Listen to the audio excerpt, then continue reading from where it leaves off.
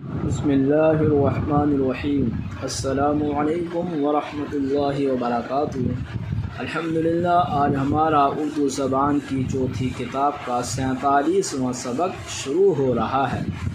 جنگل اور چاندنی رات از میر حسن دہلوی۔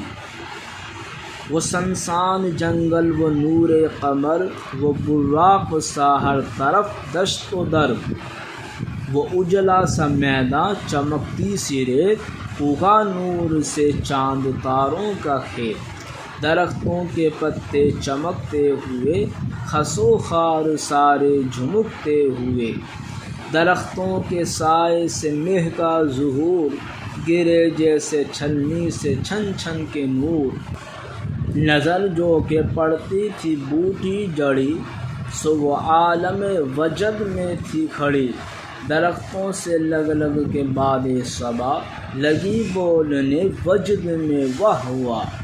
الحمدللہ، آج کا ہمارا یہ سبق مکمل ہوا۔